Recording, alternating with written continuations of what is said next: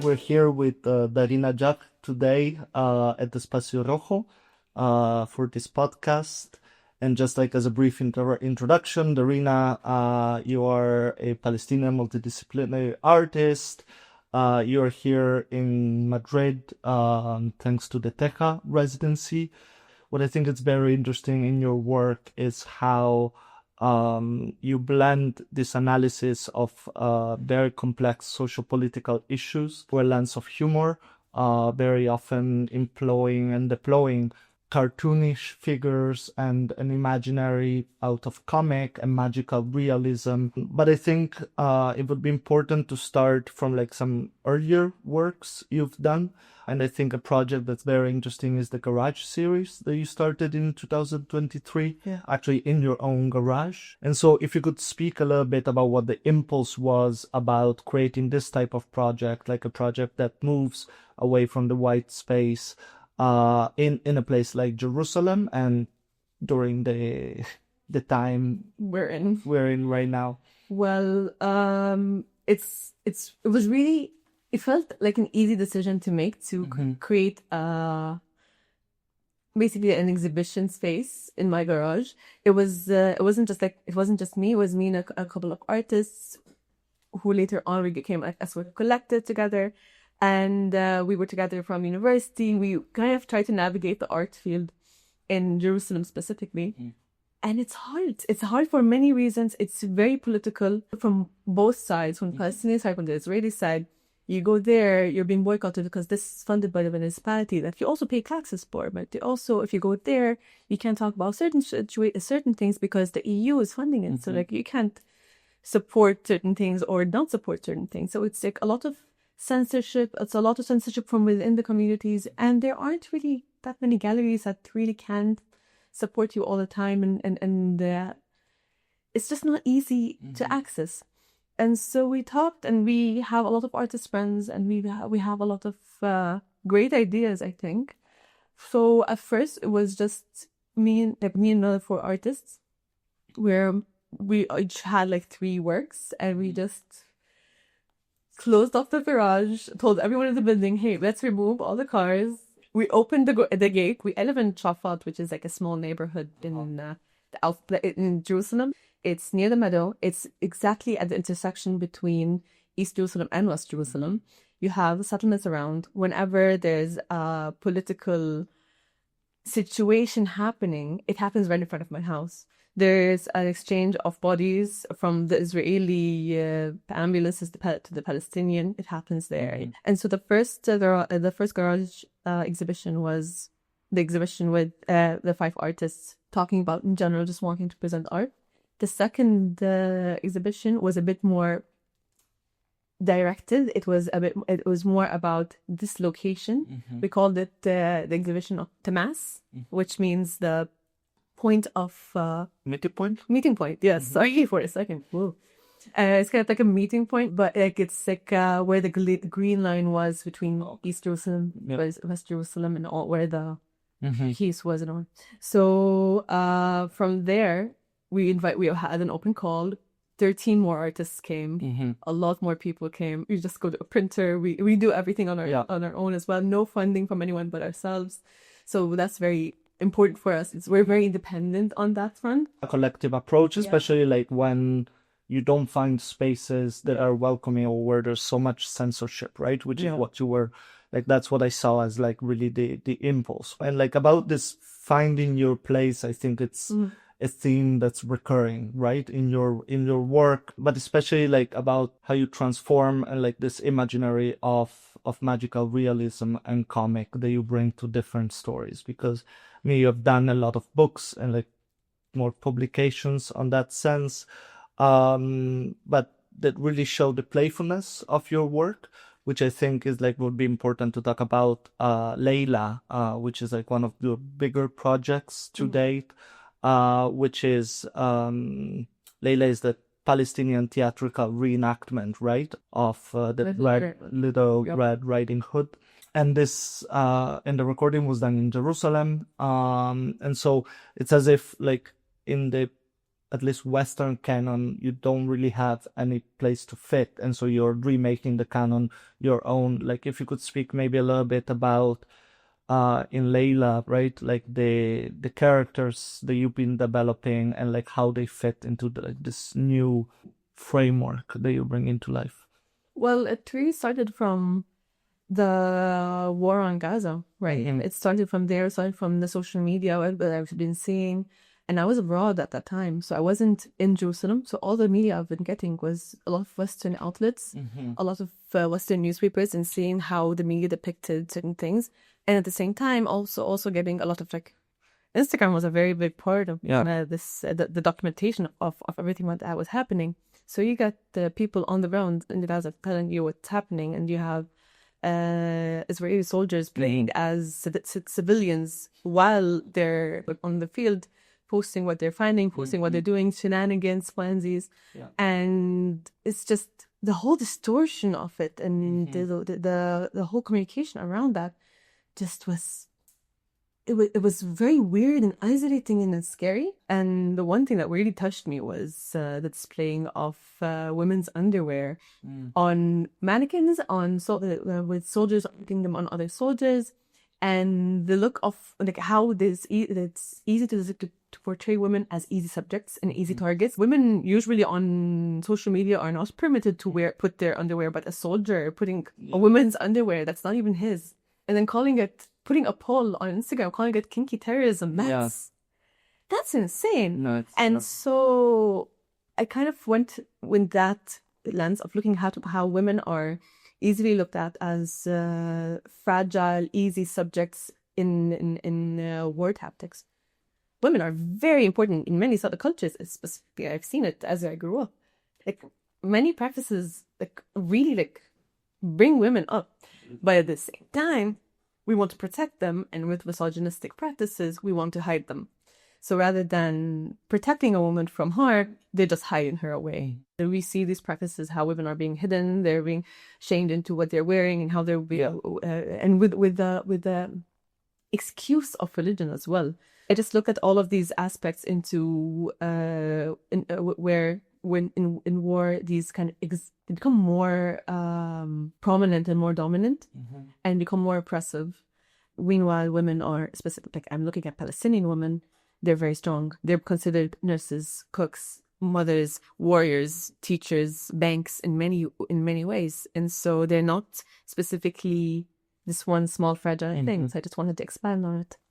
From there, the Red Riding Hood came, and looking at this journey of from going from one place to another, going out of your way to not go the short way, going out of your way to the long way, seeing, collecting the flowers, and we know the story of the Red Riding Hood, and just dissecting it in a different way, rather than it being a cautionary tale for young girls not to go out of their way. It's more of a kind of encouragement to go out of your way and be careful of what you might find, but also you can handle what you can find.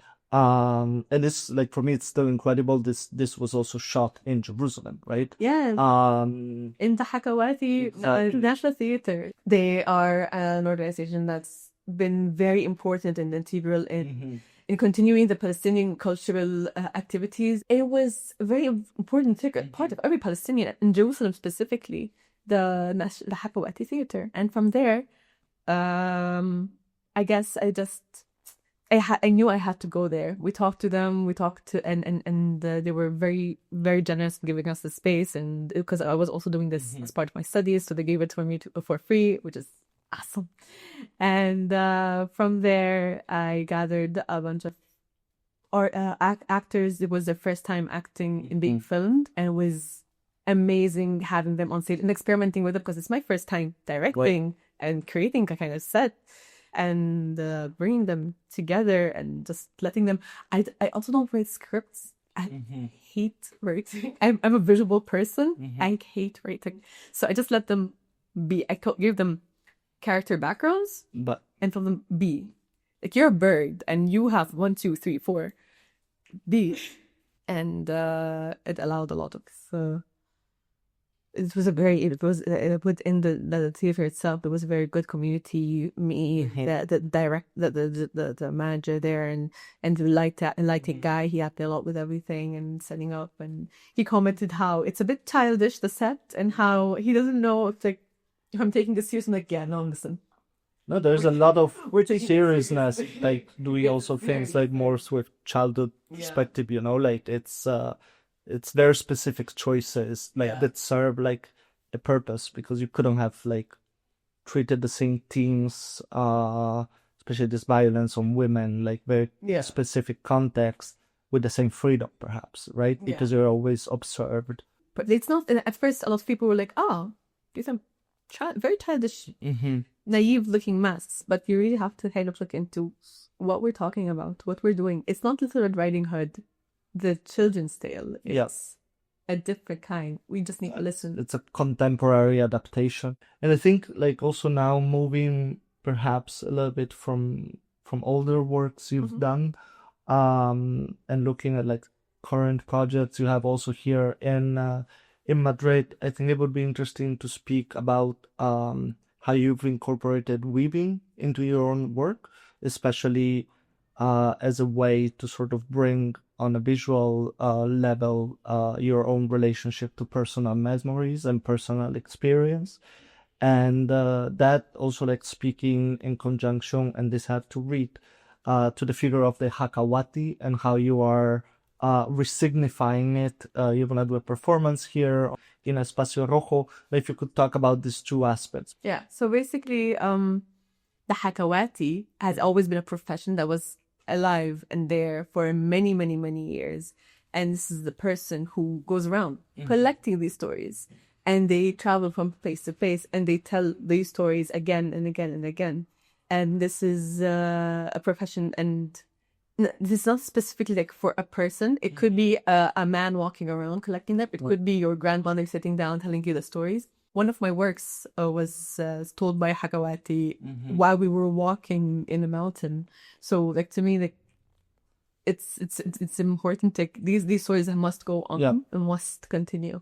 And so here I started by illustrating these stories, tried to see what I can get out of them. And from there I found, okay, I'm not interested in just drawing them. I want to weave them together, because at some point they merge in me, they merge within each other. And I wanted to see how I can connect them together. And that's where weaving came into place. I tried to physically cut up the stories and put them together, which is honestly yielding very interesting, fun results for now. Like I was at first just experimenting with it till it became a more of an emotional practice of weaving motifs, of weaving the stories, making it a bit more abstract, making it a bit more emotional, and playing with materials as well. So it's not necessarily just illustrations, it's also textile, it's also colors, it's also metal. And that's where things got into place. And like sharing them with more people. So it's not just an abstract collection of colors. It's more of a shared experience. No, and just to wrap that thought up, I think there's also so much value in this, like in slowing down narrations, given that we live in a world, there's so much overwhelm of images, of story, of content that's being produced all the time. And so by bringing to the like orality and like sort of retelling stories that are in the family, there's also much more space to create community. And I think it would be for everybody listening also very, very important to hear about what is the experience as a Palestinian living in Jerusalem under an occupation during a genocide, producing art, but also with constantly making new connections and relationships through your artistic practice. The collective attire has been going on for 2 years, but we've been meeting up anyways as us artists since the beginning of my professional academic career in the art world. And these are all people who have been connected together and through university in Jerusalem and also in the West Bank. And sometimes we're also like within the borders of Jerusalem. You're also raised kind of to dislike the other, despite us being 5 artists or more. But we're very little, and we find a lot of groups. These people went to an Israeli school because they had to, or these went to a Palestinian university, and they work with this person and they work with that person. It's all, there are emotional and non-visible borders around us, other than the borders that are physical. Of course. And so a lot of us just started to, and this has been going on for years before.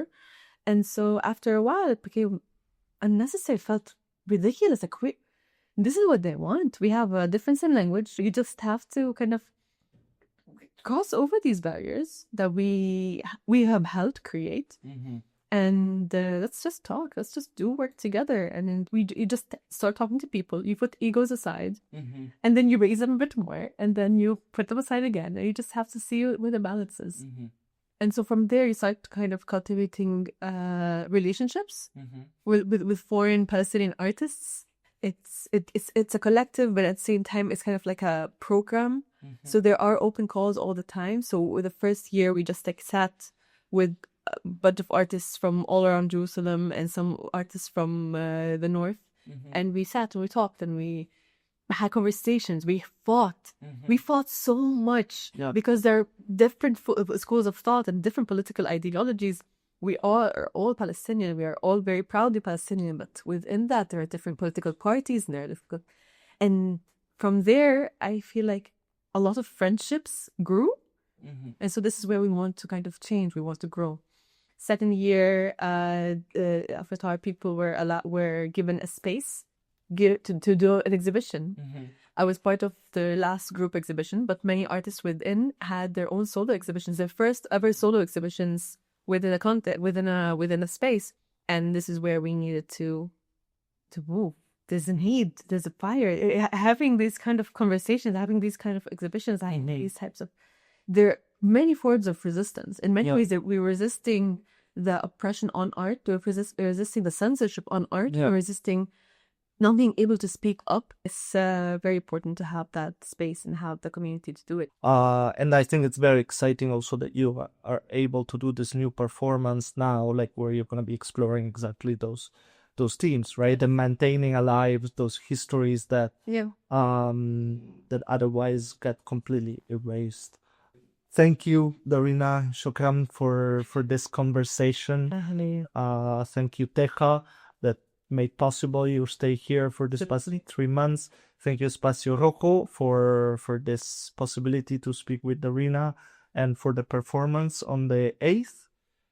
Free Palestine. And that's it. Yeah, lovely.